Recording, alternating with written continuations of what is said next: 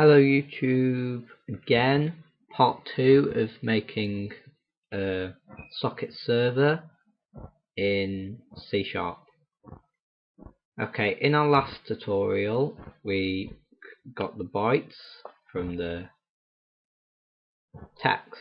This actually needs to be default instead of ASCII.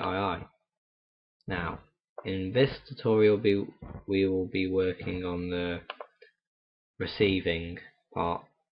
So we need while true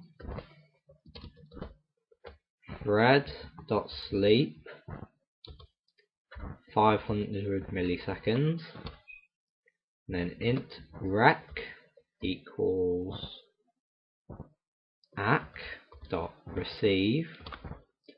Forgot we need another byte array. Buffer equals new byte array 255.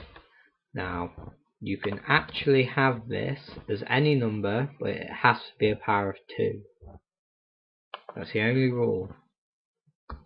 Okay, receive into buffer, then we want 0, then buffer dot length. Why has that done that? And then 0 again.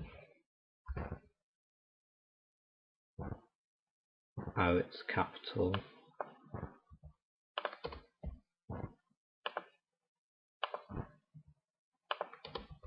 Like that.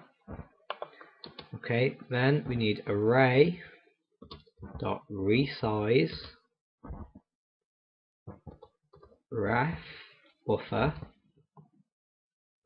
and then rec. That'll make sure there's no, if we receive more bytes it won't go over this limit. Then we need console dot writeLine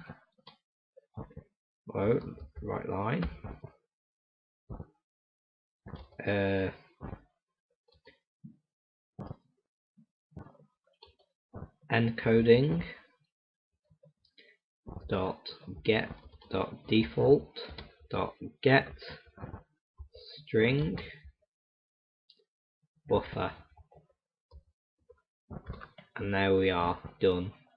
But also let's add a name function into our system. So static string name, and here where it asks for the port before this, we're going to put console.writeLine please enter your name, and then name equals console.readLine. And then when we send our data, instead of just doing this at the start, we're going to put plus name, so the client will see who it's been sent by. Okay, also when the